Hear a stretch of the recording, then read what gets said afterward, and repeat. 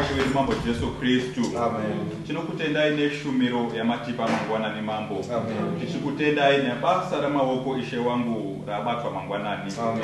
Baba wangu naMambo, tinokuongai matitendera zvakare kudzoka masikati ano. Amen. Ishe Jehovha, tamatidzosa muimba yezita renyu, chitikomborerai. Amen. Ishe wangu, tinokumbira nyasha dzenyu dziburuke pamusoro pemumwe nemumwe asvika Ishe wangu mukati meimba yezita renyu. Muripire tsoka imwe neimwe Mambo Jesu. Tinokumbira Jehovha Mwari wangu kuti wasati watendeuka muwadendeutse. Ishe wangu wakatendeuka muwabereke kutsva, muchenese muombeke nesimba romweya mutsvene. Muti vanorwara Jehovha Mwari wangu nechikuriri cheshoko renyu muwapodze.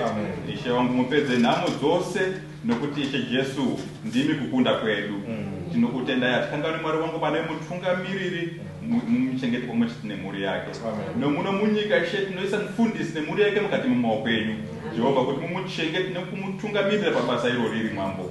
Tinoisa vazvarwa wose mukati meruoko rwenyu Mambo Jesu. Ishe muruoko rwenyu ndimo munochengeta.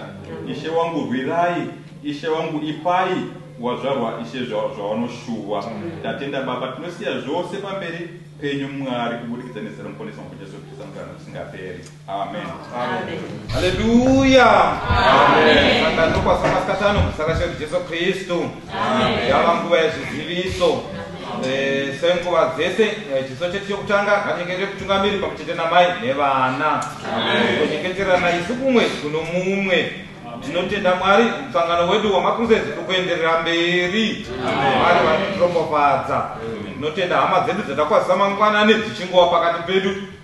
Tinovati zvemasikatano inzwai makasununguka. Tinotenda manje tichipedza shumiro yamasikatano aya tinokumbira vanhu vasaenda kure. Mwari watigadzirira zvokudya, saka iwa tingopedza shumiro yemasikatano tisaenda zvedu kure, timire kunze uko tigoudzwa zvokuita. Mwari vagotipa zvokudya. Imwe shumiro iriko nenguva dza6 o'clock. Musangano wedu uchapera mangwana makuseni, ndopatichaparadzana neshumiro yamakuseni. Saka ngatiuyei tiparadzane tose tiri pamwe chete. Mwari ngavatropofadze. Tichigara pasi tichapiwa shumiro charo ichaita mberi zokurongwa kwayaitwa. Kana pane chimwe chiziso chasara chaswa pakati pedu nenguva yakafanana, Ishe ngavatropofadze. Amen. Thou my everlasting portion, more than friend, more than to me. All along my pilgrim journey, Savior, let me walk with thee. Close to thee, close to thee, close to thee, close to thee.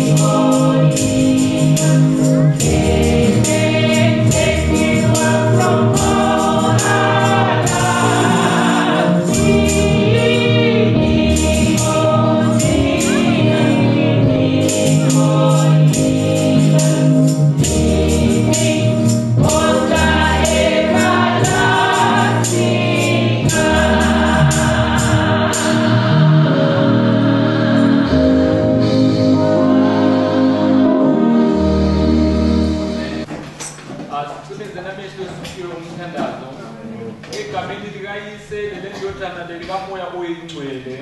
Baba somandla Thixo wezulu, siyakubonga Nkosi yami Baba ngalimini Jehova usivumele ukuba size phambi kobuso bakho. Sibonga umbuso omkhulu Nkosi yami Baba osawubonisa phezu kwabantu bakho Thixo wami. Selokhe sihlangane kuyona lindawo Jehova sisizwa uNkulunkulu izwi lakho Baba, izwi lokusilungisisa Baba. Thixo wami langalimini Baba siyakuphekela abantu bakho. Baba wami kusisa izwi lakho Baba, liwufeze lowo msebenzi olithumele wona Baba. Thixo wami Baba, laba bathe bangena kulo mhlangano Nkosi yami Baba wami babusise Baba, ube nabo Nkosi yami kukho konke Jehova. Mabephindele ezindlini zabo, bephindele ezindaweni zabo Nkosi yami Baba, izwi lakho lelo liphilayo Baba libe liqedile konke Nkosi yami okubahluphayo Baba. Langalimini Jehova sibhekele inkonzo yaphezulu, sibusise sonke sishiya ngokukholwa ngegama lenkosi yethu Jesu Kristu emiyo njalo kuze kube phakade. Amen. Haleluya. Amen. Tinotenda Mwari hama dzangu kusvika panguva yeshoko raMwari. Amen. Baba ngeri panapa nguva yeshoko raMwari inguva inokudzwa chose. Amen. Ndiyo nguva yatinofarira nokuti patinopiwa shoko raMwari zvese zvitsvako zvatinazvo kuna Mwari tinozviwana. Amen. Tinogoverwa, vanoda kuberekwa kutsva vanokutora kubva mushoko raMwari, vanoda kucheneswa vanokutora kubva mushoko raMwari, vanoda kuombekwa nesimba romweya mutsvene zvinobva mushoko raMwari, vanotsvaka mabasa, vanotsvaka vana, zvose tikazviputira zvose tinoona kuti zvinobva mushoko raMwari. Tinotenda hama dzangu, zvino masikati nhasi Mwari watiti timbodzorodza mufundisi, timbokuchidzira nyaya yacho, asi nyaya ndeyavo ndiwo wakaipiwa. Tichangoikuchidzirawo kusvika patinenge tatenderwa naMwari kuti tisvike. Tiri pamusangano wemaCrusades watakavhurirwa naMwari nemusi wechishanu manheru. Musoro uchiti kurasikirwa kuti munhu awane Kristu. Hama dzangu, zviri pachena kana muupenyu huno hwatinorarama mukati maho, kuti uwane chinhu unorasikirwa nechimwe. Kuti uwane shati mushopu unorasikirwa nemari, uwana shati. Zvakadaro kuna Kristu, kuti tiwane Kristu tinorasikirwa nezvatinofanira kurasikirwa nazvo. Tinorasikirwa nezvitema, tinorasikirwa nezvivi. Zvino tisati tapfuurira mberi, regai tiende pana Mateo 18 verse 20. Inzwe zvinovimbisa Ishe wedu, izvozvo zvichatipa manyawi manje. Kanga taziva kuti Ishe vanovimbisei, tichapfuurira mberi tine gwinya. Mateo 18 verse 20. Kana tayaura tichaverenga. Verse 20 inoti izvo, nokuti apo pakaungana vaviri kana vatatu muzita rangu ndiripo pakati pavo. Tinotenda Mwari kuvimbisa kwa Jesu, kuvimbisa kwa Ishe wedu, kuti pose panenge paunganwa vanhu vari paungano iyoyo vakaunganira Jesu, vanhu vari paungano iyoyo zvese zvavanenge vachiita vachizviita muzita raJesu, Jesu wacho anosvika, Jesu wacho anenge aripo. Zvino tinoonga Mwari. Kwedu kuAfrica uko kusouthern part vanoungana kana kuti vakaungana paungano iyoyo Jesu aripo. Tikakwira kuya kuno North Africa ndizvo. Shoko racho harisi kuti pakaungana wawiri wana potaurwa zita kana kuti wana mufundisi nhingi ndio pana Jesu, kwete pari kungozi chiri pakaungana wawiri kana watatu, zviri open. Ungano iri kuAmerica kana wakaungana wachiunganira paungano iyo wakaunganira Jesu, Jesu ari pavari. Isisi panapa tiri kachipoka kakaungana, takaunganira futi ani Jesu. Zvino zvataita chinhu chakanaka nokuti takaunganira Jesu, Jesu wacho aripo. Jesu wacho aripo. Tinoonga kuti takaungana tiri wawiri kana watatu, tina mufundisi, zvichireva kuti tine advantage nokuti Jesu wacho aripo, wodurura mashoko ake vaya muna mufundisi, topiwa nyaya, todzidziswa, topfuurira mberi nenzira yedu. Saka ndo kufara kwatinako ikoko kuti ungano yedu hatina kuunganira pasina. Takaungana tinashe musiki wedenga nepasi ari pakati pedu. Saka hama dzangu ngatifari manje, nokuti shoko ratichapinda pariri tichapinzwa pariri Ishe Jesu achitivimbisa kuti aripo uye kuti ari prepared kuita chipi nechipi chatinoshuva.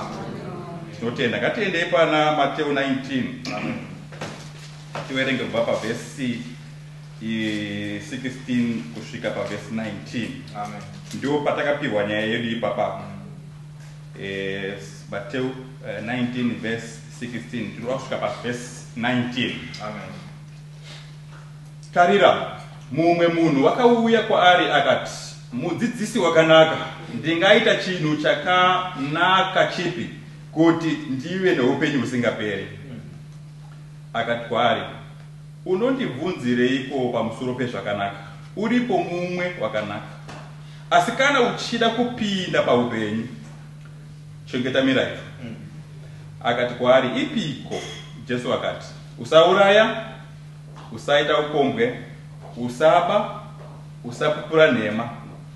Verse 19. Kudza baba vako namai vako, udewo kwako sezvaunozvida iwe. Tinotenda Mwari hama. Rino jaya rine chishuwo chaupenyu husingaperi. Ari kuda kubvunzisisa, ada kunzwisisa kuti anofana kuti aite sei kuti anopinda paupenyu husingaperi. Jesu anomupindura achiratidza zvaanofanira kuti aite. Tinotenda Mwari nekuti jaya iri raitoziva nechekare kuda mukukura kwarakaita mumba maakakurira mami nevabereki vaiziva Mwari.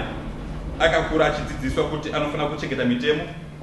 Saka anokurumidza kunopindura pana Jesu achiti, Ishe Jesu, zvese zvamataura izvi ndinozviita nechekare. Saka ndichashayiweiko. Jesu ipapapo akazopfuurira pamberi achinomutaura zvaanofanira kuti aite.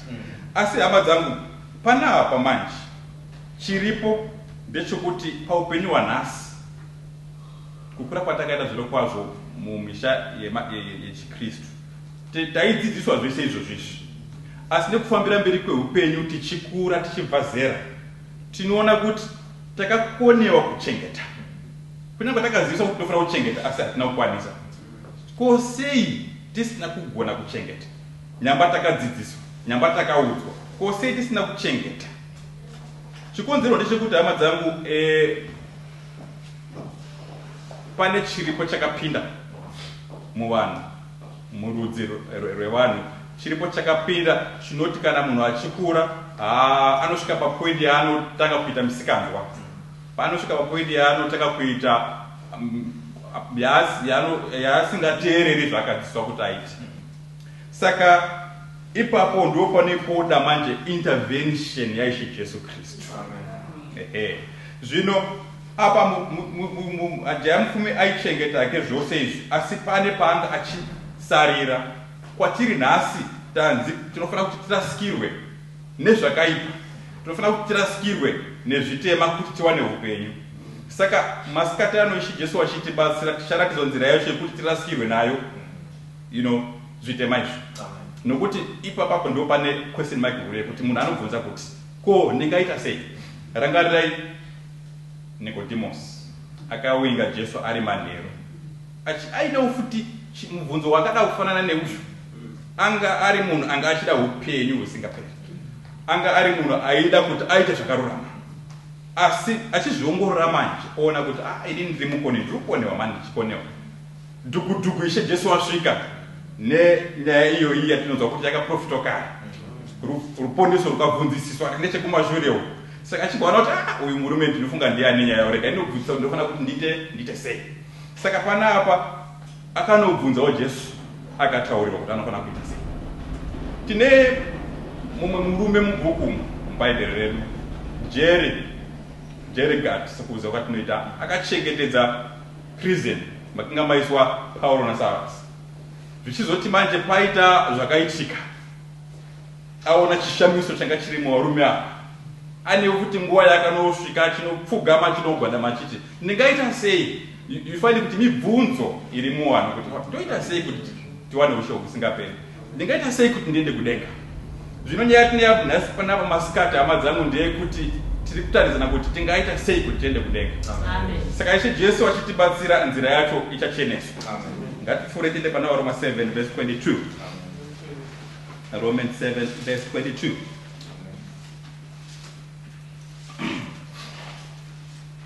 Romans 7 verse 22 inoti, nokuti ndinofarira murayiro waMwari nomunhu womukati. Asi ndinoona mumwe murayiro pamitezo yangu unorwa nomurayiro womurangariro wangu, unonditambira kumurayiro wezvivi uri pamitezo yangu. Hama dzangu, hoyu ndoijaya mufumi watanzwa ari kunobvunzisisa kuna Jesu kuti ndoita sei kuti ndowane upenyu husingaperi. Mindiro iyi yatiri kuona neshoko raMwari. Kana pasina chinhu chati chaitwa pauri hama yangu usati washandwa neropa raishe wedu mambo Jesu Kristu, uri zviri kutaurwa nemunyori panapa paverse 22 kuti unenge uchifarira murayiro waMwari nemunhu wemukati, chishuwo chokuita zvakanaka unacho, zvese zvawakarayirwa une shungu yekuti dai ndazviita, dai ndazviteedzera. At the end of the day ndiwe munhu wakaita sei? Munhu wakanaka. Asi une murangariro wakadaro, zvichibva nechemukati chishuwo chiripo, pane manje pamutezo pako, pane simba rinokukakatira rokuendesa kunoita zvinhu zvisizvo, rinokukakatira kunoita zvivi, rinokukakatira kunoita zvinhu zvitema.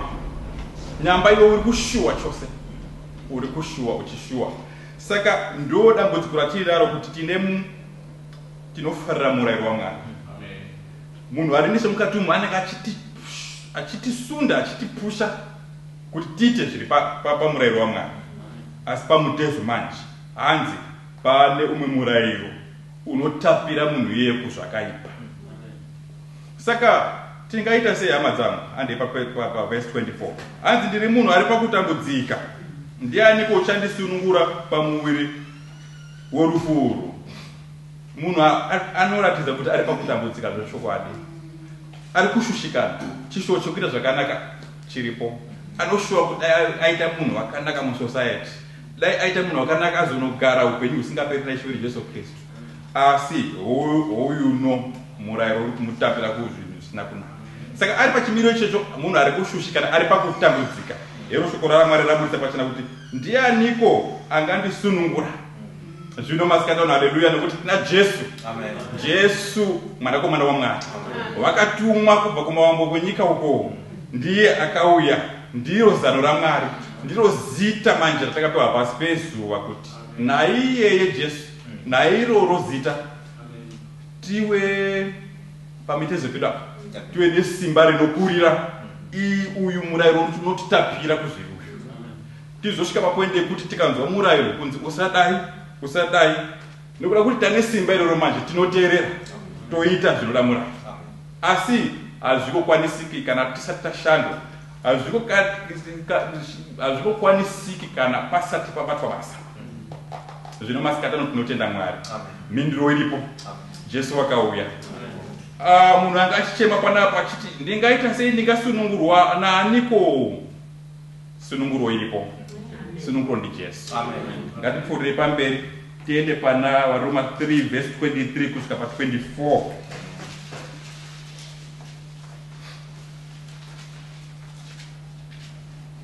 Nokuti vose vakatadza vakasasvika pakubwinya kwaMwari, vanongoruramiswa nenyasha dzake nokudzikinura kuri muna Kristu Jesu. Hama dzangu, kubvira nemusi wechishanu, hanzi tinofanira kuti tirasi, pane chatinofanira kuti tirasikirwe nacho kuti tiwane Kristu, kuti tiwane upenyu husingaperi. Zvino panapa shoko raMwari riri kutaura kuti vanhu vose panyika vakatadza.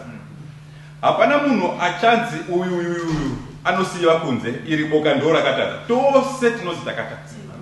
Saka zvatose takatadza, tinofanira kuti tisvike pachimiro chichataurwa neshoko raMwari. Tinofanira kuti tipinde pakugadzirwa neshoko raMwari. Ishe Jesu unofanira kuti wauye watipe simba. Kana watipa simba iroro tichakunda.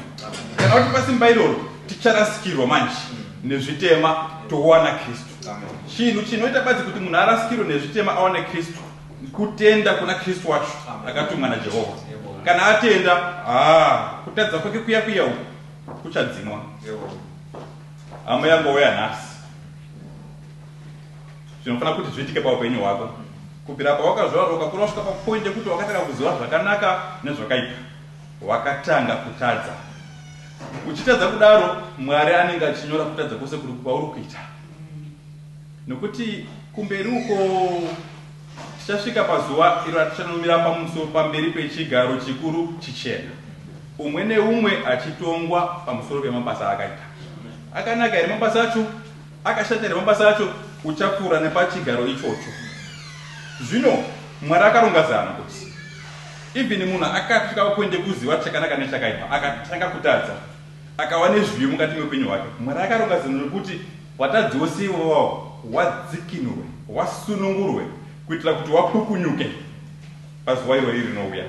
Saka even vanhu vese vakatadza, vakasvika pakusabwinya kwaMwari, tinotenda Mwari nekuti tine wakasarudzwa, tine wakamiswa naMwari, watinofanira kuti kubudikidza naye nokutenda kwaari nekuda kweropa rake rakadeuka tiponeswe. Saka kuponeswa ndikukuri kwakakosha hama yangu. Kurasikirwa nezvitema kuti uwane Kristu kuno kusvitsa pakuti uponeswe. Unorasikirwa nezvitema sei kuti uwane Kristu? Tangira padanho rekutanga rekuti uchinzwa shoko iro riri kutaurwa zvinezvi, sunga mukati memwoyo wako, iwane decision kuti ndaziona pachena izvi zvakaipa izvi zviri kuendesa kurufu izvi. Saka Mwari wangu handichadi kuti ndirambe ndichifamba nenzira iyi, wozvisiya nesimba rako zviripo, wozviregedza, wotendeuka, wotakisa kuna Jesu. Enda manje uchifamba uchienda kuna Jesu, wakafuratira zviya zvawaita. Enda kuna Jesu ndomwoyo nemunamato wako nechemumwoyo, uchifuratira uchiti Jesu handichadi ichi, Jesu ichi chindasiya ichi, Jesu ichi chindiri kuchiramba ichi. Ndanzwa shoko rako, ndanzwa kuti ndofana kuti ndirasikirwe nezvitema kuitira kuti ndiwane Kristu. Saka ndava kusarudza iwe Jesu, woenda uchidaro nemunamato iwoyo wokuzvimhura nokuzvininipisa pamberi paJesu. Unosvika Jesu achaona chidiyo chemwoyo wako, Jesu achaona kutendeuka kwawaita, achaona decision yawaita kuti ndava kusiya. Jesu manje wouya neropa rake. Amen. Ropa raJesu manje rinoenda pane zvese zvatati chiti zviya zvakanyorwa pamusoro pako, mabhuku acho ari kudenga. Ropa rinosvika roiswa, rochaiswa manje kudzima zvese zviya zvawakatadza. Kana zvadaro hama yangu zvanaka, warasikirwa nezvivi, wawana Kristu. Warasikirwa nezvakaipa, wawana upenyu usingaperi. Saka tinotenda Mwari kunyange takatadza, nzira iripo. Nzira yacho ndiani? Ndi Jesu. Watanza kuti ari pakati pedu nokuti takaungana tiri panapa nezita rake, uri pakati pedu nhasi kuti aite sei, kuti atiponese. Iwe unoda kucheneswa, nyaya ndiyo, nyaya yacho ndiyo. Ropa rakashandiswa kudzima zvakaipa zvako, richidzima. Iro ropa rinoshandiswa zvakare kechipiri richinopisa mudzi wechivi, mudzi waAdhamu watanzwa paSunday school mangwanani. Saka newewo usawa nekushayiwa tariro. Shoko iro riri kutaurwa izvozvizvi richaita zvese izvozvizvi. Anoda kuponeswa, anoponeswa naro. Anoda kucheneswa futi, anocheneswa futi naro. Osvika manje pakubwinya kwaMwari. Hatisviki pakubwinya kwaMwari nechimiro chedu chekubereka, hatisviki pakubwinya kwaMwari nezvitatu zvatinenge takagukuchira. Tinozviramba, tinozvisiya, toponeswa, tofurira mberi, tocheneswa, tosvika manje pakubwinya kwaMwari. Saka panapa pana Waroma 3 verse 23 toda kuti tipfuure mberi tiende pana mabasa aapostoli 17 verse 30 kusvika pa 31. Mabasa aapostoli 17 toda tiende pana 30 na 31.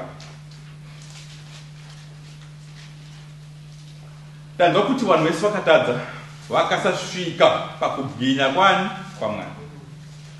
Saka hei nzira mudikani, hei nzira iwe uri kutsvaka kuberekwa kutsvaka, hei nzira iwe uri kutsvaka kuti ungasiya sei zvatanzi tinofana kuti tirasikirwe nazvo tiwane Kristu. Hei ino first stage. Mabasa 17 verse 30. Naizvozvo Mwari vakarega hake kurangarira nguva dzokusaziva, asi zvino unorayira vanhu vose kwose kuti vatendeuke. Hama yangu, wauya pano, zvese zviya zvawakaita wakaita nekusaziva. Mwari pawaita izvozvo anga achitarisa achiti chisikwa changu Mwari achinzwa mwoyo kurwadza kuti chisikwa changu chiri kurasika, chiri kubata mabasa asiriwo. Iwe waizviita asi wanga usingandise, wanga usingazivi. Zvino hanzi Mwari ari kurekedza nguva idzo nhasi uno nenyasha dzake. Mwari wakudhonza, wakuunza paungano iri kutaura nezvaJesu. Waitirwa nyasha naMwari. Mwari ari kuda kukudzikinura kubva kukuparadzwa, ari kuda kukuunza kuupenyu, ari kuti uwane Jesu. Kana waona Jesu kumberi uko une uchahwina, une mugove woupenyu usingaperi unouya. Saka Mwari chaari kuda kuti uite manje, iwe uri kutsvaka Jesu, iwe uri kutsvaka kuponeswa. Mwari ari kuda kuti izvozvi zvawagara ipapo pauri anzi tendeuka. Zvimusira kuti ndaregedza zviya Mwari zvandaita, ndava kutendeuka. Iye zvino ndiri kutsvaka Jesu, ndokutendeuka ikoko, kuregera nesimba rako, kudhisenda kuti ndava kuregera nzira yandandichifamba mukati mayo. Iye zvinezvi ugere ipapo, siya sunga nechemwoyo mako kuti Mwari handichadi kudzokako. Awa marara sezvatanzwa paya kuti Paul akazviidza marara zvese zvaanga ari dzidzo yake, kuva muFarise, kuva wechiHebheru, wemba yaBhenjamini, zvose put together, hanzi akazviidza marara. Newewo mudikani wauya wauya usingazivi kuda, asi wajekeserwa manje kuti pane kurasikirwa kuti wanani wane Kristu. Wakuchizvimisira manje kuti Mwari ndiri kunorasa zviya kuti ndiwane Kristu. Iro danho iroro rakuteerero ndore kutendeuka iro. Zvigadzirire iye zvinezvi. Sunga mukati memwoyo. Ita kuti kutaura kwauri kuita nechimwoyo ikoko Mwari nokuti Mwari anoona zviri mumwoyo. Anyatsiona kuti uri kurevesa. Kana Mwari aona kuti uri kurevesa, anopfuurira mberi okuitira chitsvako chako.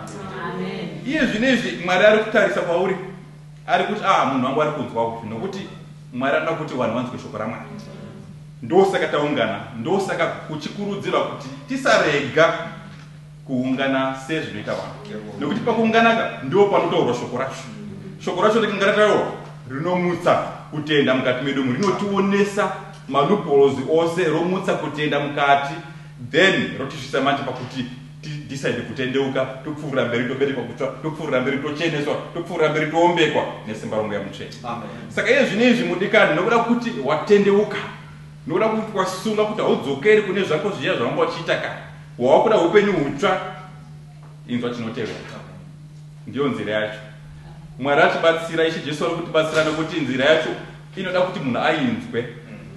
Sesu vamwe takambotambura tichitora nguva kuti konya yacho zvinomboitika sei? Tinongoziva kuti unofanira kuti ubereke kuti asi zvinofamba sei?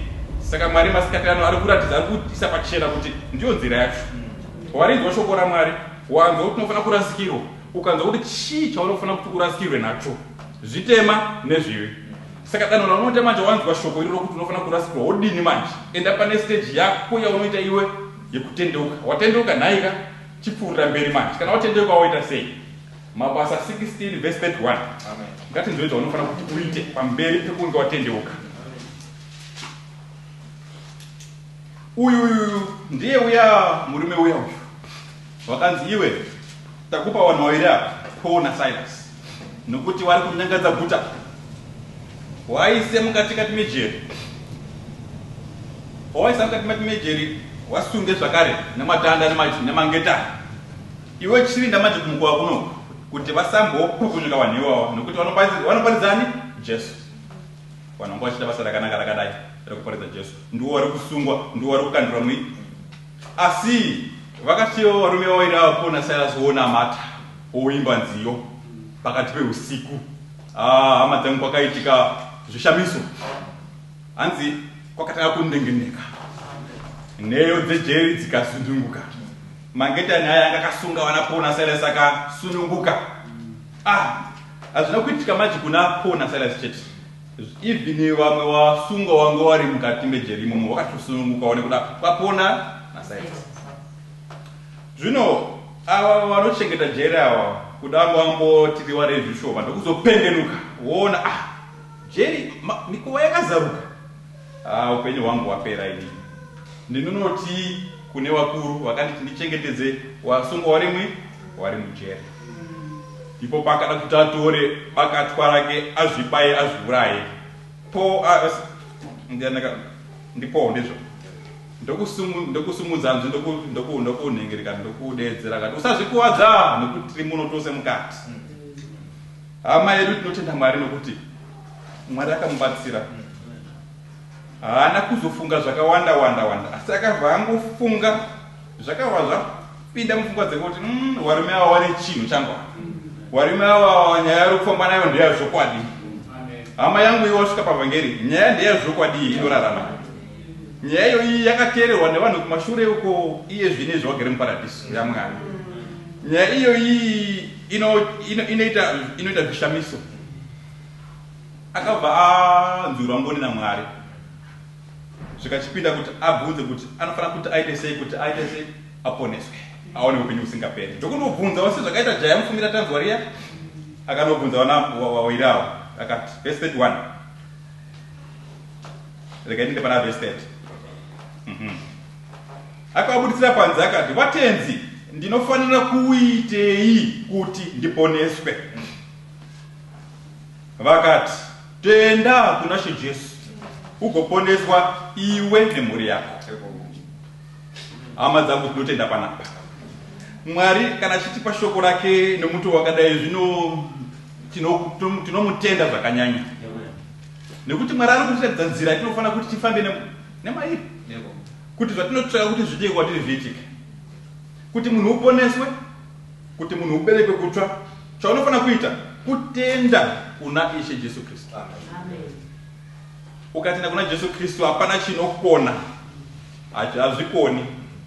Nekuti iye anotiwo hakuna anotenda kwandiri angaita sei anganyadziswa.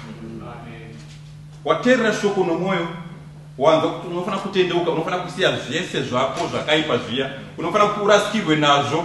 Ndo theme yeCamp meeting yedu. Warasikirwa nazvo chitora danho chienda kuna Jesu. Unodii kuna Jesu? Womutenda Jesu. Mutende kuti Jesu ndimi mwanakomana waMwari. Jesu ndimi makatumwa naMwari kuti muuye panyika panapa kuzondidzikinura, and you personalize yourself kuti kuzondidzikinura inini. Ndimi She Jesu makatambudzwa paya, mukasvika pakuroverwa pamuchinjikwa, mukafa, mukavigwa, mukamuka nezuva retatu. Ndimi She Jesu ndinotenda kwamuri kuti munogona kuita sei kundiponesa. Wobata pakutenda ikoko, wobata woramba wakasimbirira pakutenda ikoko, chinhu chichatevera.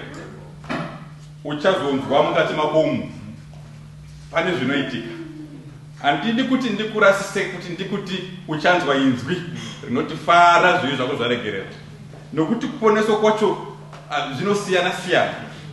Ndikakuti unonzwa inzwi ucharamba wakasimbirira pakuti andira kuti ndinzwe inzwi. Ini ndakadaro ndainzwa nyaya iyi, ndaifarira nyaya iyi, ndikandira kuiteeresa nyaya iyi. Ndikanzwa kuti hanzi unofana kuti unzwe inzwi rekuti wafara zvivi zvako zvaregerera. Ndichinamata manje ndaitoshandisa nzeve idzi kuti ndichanzwa inzwi riri kuuya richizewedzera chiri fara zvivi zvako zvaregerera. Nyamba zvinosiyana siyana mukati mako munogona kupinda mufaro nekutonhorera kumuka usati wambonzwa. Kana kuti unogona kungoti uone warizvaro wese wakuita sekunge ingirosi. Usapedza nguva uchitiramba uchikumbira even neurotsvaka kucheneswa. Usapedza nguva uchikumbira ndinotanga ndanzwa kucheneswa kwacho, then ndozotenda Mwari. Kana kuti ndinotanga ndanzwa kuberekwa kufa kwacho, then ndozotenda Mwari. Hazvina kudaro. Kuna Mwari unotanga watenda. Kana watenda manje Mwari uya usimbisa. Saka chako chaunoita kungosimbira kubata kutenda.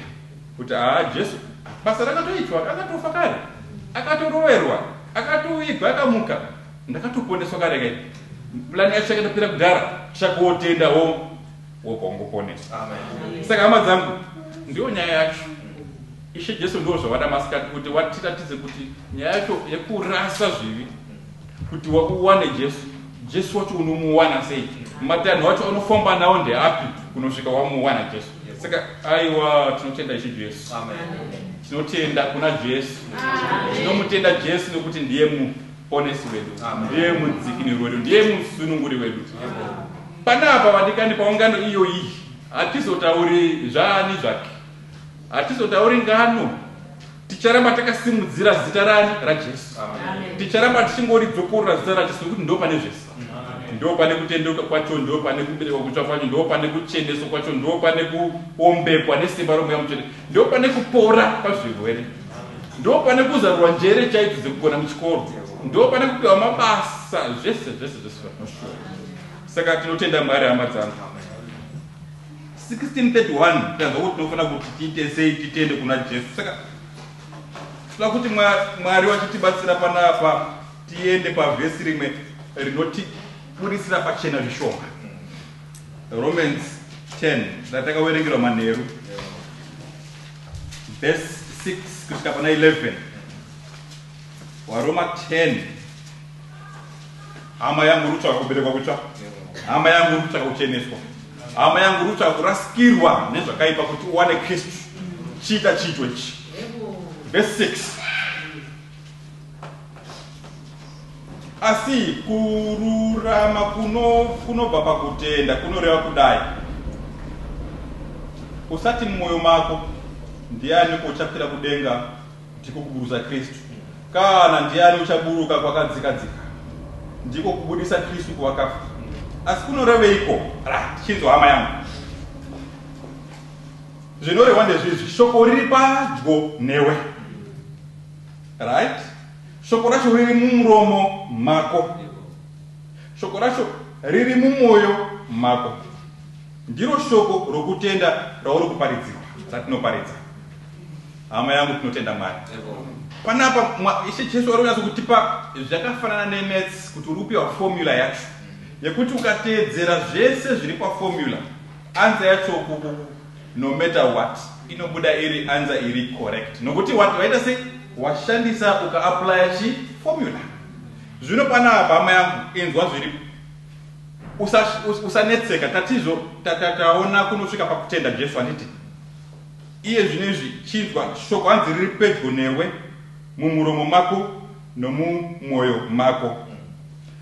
Verse 9 iri kubva yajekisa zvakanaka, kuti kana uchipupura nomuromo wako kuti Jesu ndiye Ishe, regai ndipadzokorore, kuti kana uchipupura nomuromo wako kuti Jesu ndiye Ishe, nokutenda mumwoyo mako kuti Mwari, zvinofadza izvi. Tinotenda Mwari kuti Mwari wakamumutsa kuvakafa, uchaponeswa.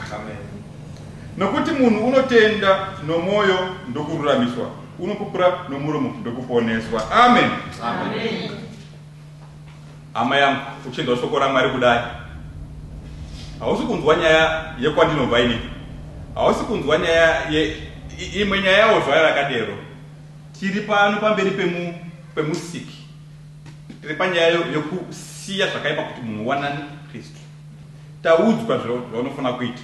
Zvino zvinezvi uchinzwa shoko, hanzi pauri kutenda ipapo, process yese yekuti uri kunzwa mumwoyo mako uchitenda, uchiriteerera shoko racho riri kuparidzwa mumwoyo mako uchitenda, hanzi ipapo uri kururamiswa mumwoyo. Nyaya yacho ichifamba ichienderera mberi, nyamba iwe uri kuita sei? Uri kururamiswa, uchiruramiswa. Shumiro pairi kunosvika pakunoti yakupera kudai, muromo wako ushanda manje. Wodii manje iwe? Wopupura nomuromo wako kuti Jesu ndiani. Regai tipawerengezve kuti tinowanzo kutwasa mashoko aJesu, mashoko akarehwa akanyorwa nokuti ndiwo ane simba. Verse 9, kana uchipupura nomuromo wako, iwe muromo wako ndio unofanira kuti upupure. Kana uchipupura nomuromo wako kuti Jesu ndiye Ishe, nokutenda mumwoyo mako kuti Mwari wakamumutsa kuvakafa, uchaponeswa. Tinotenda Mwari. Kurasikirwa nezvivi hakuchatinetsi isu vari muno. Tanzwa nyaya yacho, tanzwa kuti tinofanira kuti tirasikirwe, tinofanira kuti tiite sei kuti zvivi tirasikirwe nazvo. Tinorasikirwa nezvivi towana Jesu, tinorasikirwa nezvivi towana upenyu. Tinoponeswa sei? Tinotendeuka papo, tatendeuka tasiya zvose, touya kuna Jesu, tomunanga Jesu mukati memwoyo wedu umu, tichinzwa shoko riri kuparidzwa richitsanangura Jesu, tomutenda, tichimutenda, tiri kururamiswa, kusvika manje papoindi yekuti tava kuchimutenda, tichipupura nomuromo wedu kuti Jesu ndiye Ishe, Mwari wakamumutsa kuvakafa, basa raitwa, toponeswa. Zvino handizivi kuti hama dzangu, nezvitsvako zvipi nezvipi zvinenge tarerekera kukuberekwa kutsva chete zvakadaro nekucheneswa iwe watsvene nokuti ini ndiri mutsvene ndimwari utsva mwari anoda kuti iwe watsvene tambozvinzwa pamashumiro pasunday school paya kuti tinofanira kuva neholiness in this present life. Holiness yacho inowanikwa chirudzi. Hama dzangu ndizvo ndizvo hauchabviri pakutendeuka iwewe hama yangu nokuti watova nedanho a step ahead.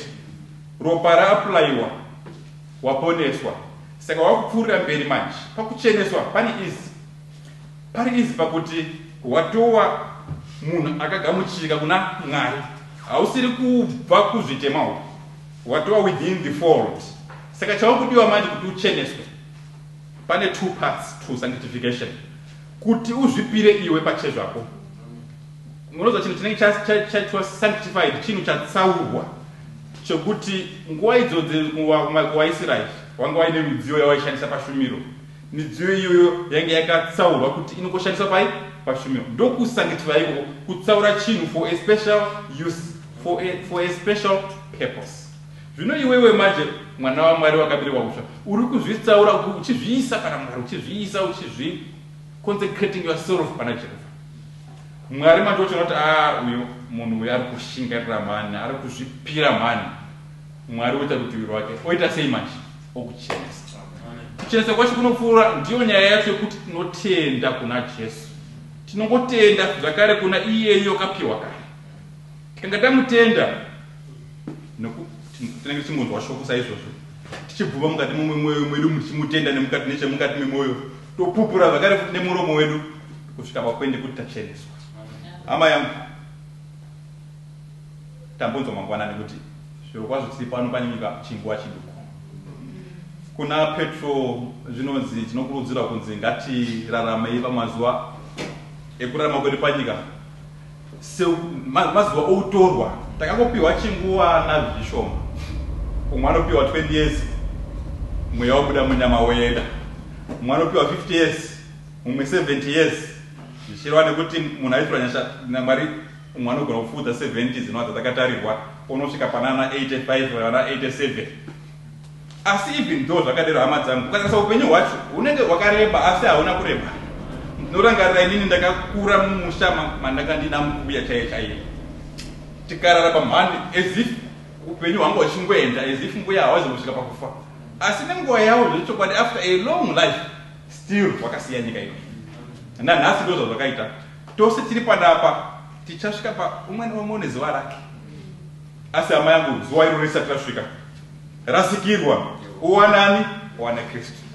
Kana warasikirwa ukaona Kristu wapukunyuka kungozi yeHades negehena iri kuuya kumberi uko wapukunyuka pakutongwa kwechigaro chichena chiri kuuya kumberi apo Mwari achatonga. Wakaita zvakaipa wachirashirwa mugehena wakaita kuda kwaMwari wachienda kuupenyu kusingaperi. Saka panapa ukanga warasikirwa nezvivi zvako hauna kurasikirwa asi kuti wahwina nokuti uchaona kuti zveupenyu hunohu zviri temporary tinoda zveeternity tinoda zveupenyu husingaperi of which surely kana wakwanisa kuti watongwa paya waiswa kuupenyu husingaperi zvichanoshamisa. Tawerekera kuna vakorinde paya tichiratidzwa kuti hey even this way harina kutomboona hanzi the way hadzina kutombonzwa kana kuti zvingapinda mumwe kuimagine kuti zvakambomira sei hanzi can't create a mental picture yekuti unaku hwacho hwakamira sei. Hatina zvinhu zviri panyika panapa zvatingaenzanisa nazvo.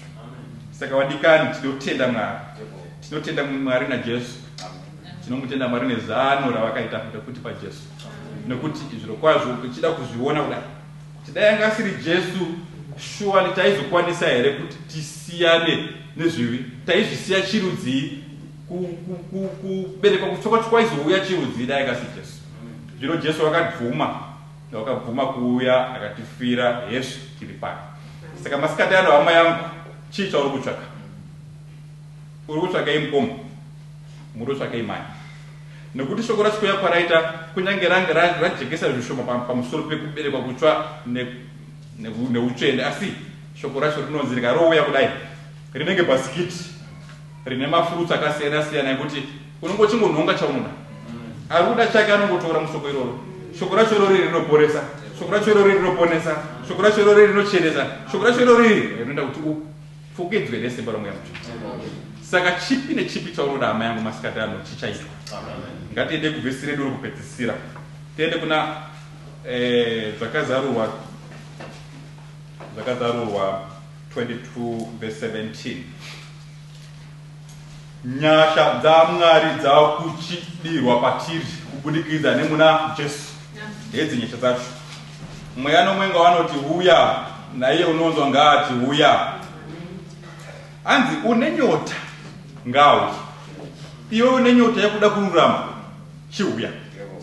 Uya panapa nzvimbo iyo iyi yamuri kuona iri pamberi yakasiyirwa, yakagadzirirwa vaya vanenge vakuuya kuzoti wasangane naMwari, wanenge vakuuya kuzoti watore ruponeso rwavo, watore kucheneswa kwavo. Hauyi panapa pamberi apa uchitanga kukumbira, uchitanga kuita nhoroondo yokukumbira Mwari. Watonzwa nechekare, kunze kwawanga uchiita wanga uchitenda ka, watoruramiswa nechemukati memwoyo. Chasara kuti uye panapa uzovhura muromo wokupupura chete. Uchivhura muromo wokupupura kudaro woponeswa, wocheneswa, wombekwa nesimba remweya mutsvene. Saka zvinonzi panapa une nyota ngauye, unoda ngaatore mvura youpenyu asingaiti sei, asingatengi. Hapana chaunobhadhara, hapana muripo, kunguweya chete. Muripo wacho kutenda kwatanzwa. Kutenda kuna aniko? Kutenda kuna Jesu.